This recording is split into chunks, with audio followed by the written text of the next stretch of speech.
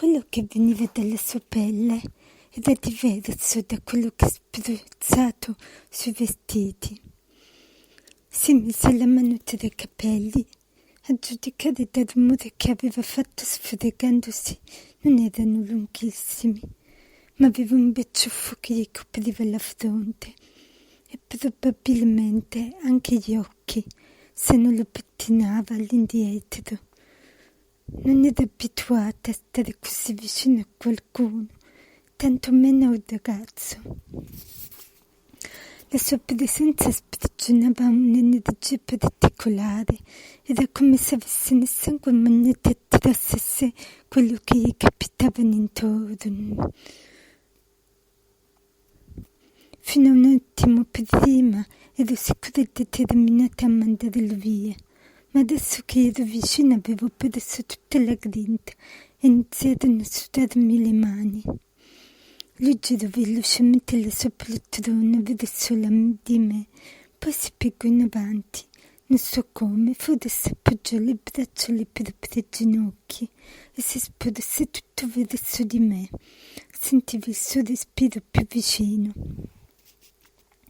Le poltrone erano pesanti, ma non fece la minima fatica.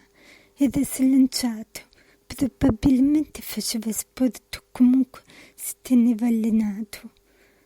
Io rimasi immobile. Ora potevo percepire chiaramente l'odore della sua pelle, sotto strati di odori e profumi raccolti durante la giornata. Era un odore buonissimo, agrumato, doveva avere molta cura del suo corpo. Di colpo mi sentii avvampare e in automatico mi ritrassi fino ad appiattirmi contro lo schienale della poltrona. Lo udì ridere. «Ti faccio paura?»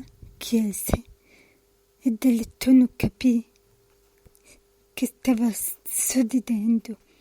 «Paura? No», risposi. «Sono altre cose che mi fanno paura».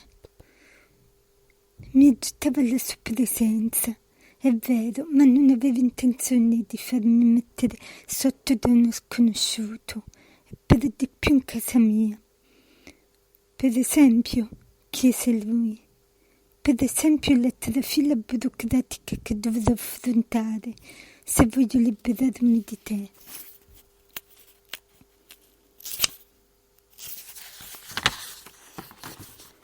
Lui disse ancora: «Ma da dove vieni tu?» Che cosa intendi? Domandai incredula. Sembra uscita da una favola. Questa casetta dietro la stazione dei treni. Tu qui tutta sola, con il cane, questo caratterino. E poi, io sono venuto per darti una mano e tu mi tratti così. Sei una di quelle che pensano di non avere bisogno di niente e nessuno.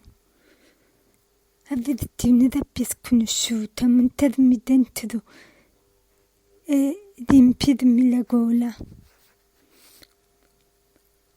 Ma tu chi saresti esattamente?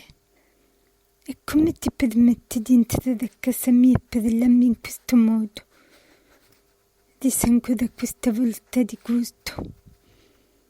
Chi sono? Ma non te lo hanno detto? No, mi stavano chiamando ora per dirmi che sarebbe venuto volontario, ma poi è suonato. E non mi vede, si interrompe. È una domanda retorica. Sai almeno cosa vuol dire domanda retorica? Immagino di no. Poce mukchaka. Sai che significa? Beh, immagino di no, pure in questo caso. È russo ed una parola intraducibile. Indica una persona che fa troppe domande. Ecco, tu sei perché mucchaka, allo stato puro.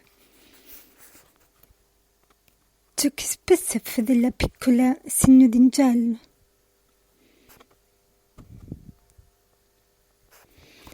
tu giochi sempre da trattare così le persone, o lo fai solo con quelle delle quelle che credi superiori? Anzi, scusa che scema, tu ti credi superiore a tutti, vero? Si intuisce, da modi che hai, da come parli, da come ti vesti. Ah, ecco come sei vestito, come uno che spende tutti i soldi che ha per dire. Tentai, ma evidentemente ci presi. Ci fu un attimo di silenzio, poi lui disse: tu veramente non sai chi sono? No, è che non mi interessa nemmeno saperlo. Sei uno che punta sull'apparenza, ma l'apparenza non mi impressiona. E sentiamo cos'è che ti impressiona. Lo senti avvicinarsi col viso. Vuoi davvero saperlo? Gli rispose avvicinandomi anche io. Sì, cos'è che ti lascerebbe senza parole? Io studio lingue, conosco tantissime parole.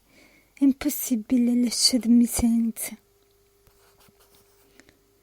Sì, mi interrompe lui, ma ci deve essere qualcosa che su di te ha l'effetto che Superman ha la criptonite.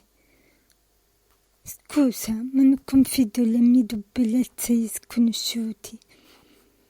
Se non una debolezza, allora dimmi almeno una voglia. Cos'è che desideri più di ogni altra cosa? Vuoi sapere cosa voglio? Sì, più di ogni altra cosa, ripeté lui. Si stava avvicinando un po' troppo per i miei gusti. Voglio che mi lasci in pace. Voglio solo che tutti mi lasciate in pace. Non è difficile da capire, no? Mi allontanai di scatto. Non ho bisogno di aiuto, riprese cambiando tono.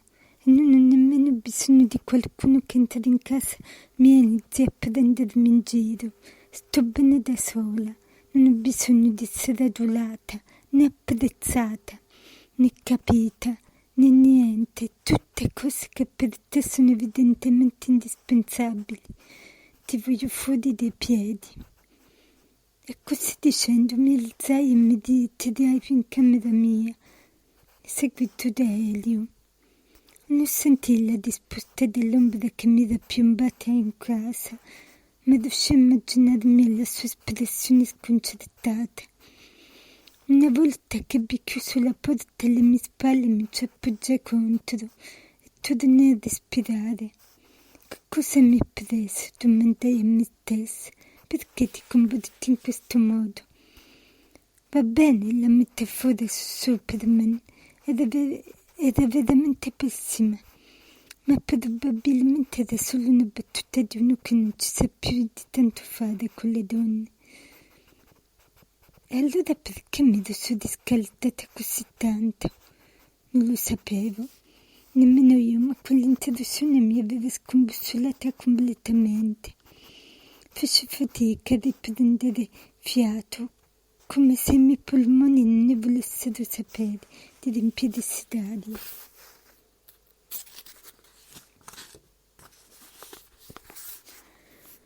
La verità è che mi sentivo un pezzo del mondo che non si incastrava da nessuna parte.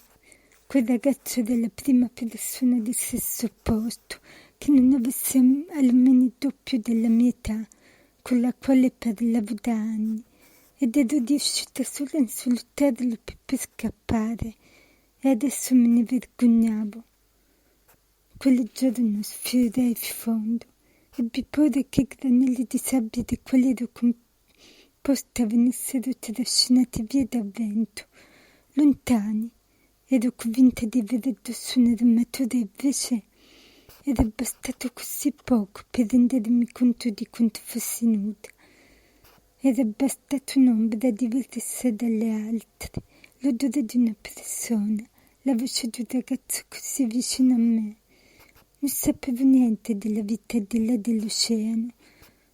Ero Zoe e l'isola. Mi sedetti lì dove ero, facendo strisciare la mia schiena sulla porta fino al pavimento. Abbracciai io e mi venne una gran voglia di piangere, ma non potevo. Non volevo arrendermi a quel momento di debolezza. Dovevo pensare alle mie parole. Purtroppo non ce n'era una sola che esprimesse la voglia di piangere. Mi venne per mente il termine giapponese Tsudoku, l'atto di comprare libri su libri, senza però leggerli, ammucchiandoli in una pila di altrettanti libri non letti. Non è poetico, una parola sola per definire un concetto così complicato, che in realtà non esprime altro che un semplice comportamento umano. Io all'improvviso mi sentivo così, come se avessi scoperto di avere in un angolo della mia mente un mucchio di libri della mia vita che non avevo avuto il coraggio di finire. Forse avevo scoperto di non conoscere una parte di me, forse avevo anch'io la mia criptonite. Aggiusta a cuore. Gli incontri casuali hanno bisogno di fiducia. A volte due persone si toccano perché in quell'istante avevano da tempo in estremo bisogno di ritrovarsi. Non esistono incontri inutili. Nella vita o si vince o si impara, e vale anche per le persone. O si incontra qualcuno che scopriamo essere esattamente ciò che ci mancava, o si incontra qualcuno che ci ricorda quello di cui solamente non abbiamo bisogno. Alcuni incontri casuali sono esattamente quello che prima o poi doveva succedere. Ecco, quei due si erano appena incontrati perché così doveva succedere. E anche se non fosse stato quel giorno prima o poi si sarebbero sicuramente incrociati, l'uno nel destino dell'altra. Gli incontri più importanti della nostra vita sono già combinati dalle anime prima ancora che i nostri corpi si vedano. È una questione di magnetismo. La nostra anima ha delle sfumature che si completano solo con talume altre. Quando il loro incontro avviene, l'effetto magnetico è incontrastabile. Questione di carattere e di attitudine. Le persone che tiriamo hanno un fil rouge che la accomuna, tutte sono complementari o fini alla nostra natura interiore.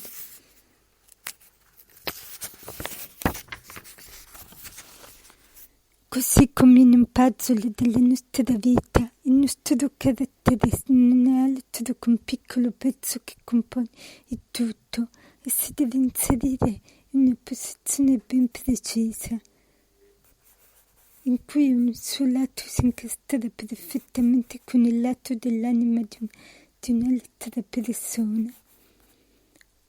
Se due persone che a noi sono complementari non lo sono tra loro, è normale.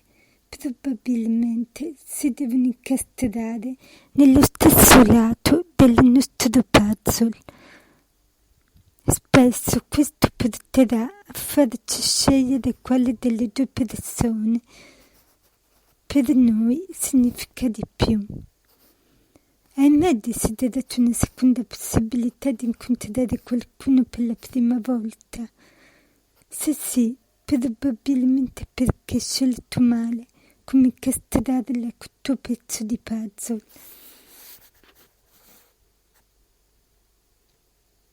Generalmente gli incontri più importanti avvengono a un punto di rottura che noi non abbiamo ancora messo a fuoco. Ma qui siamo già arrivati da tempo. A volte lo sentiamo, altre volte no.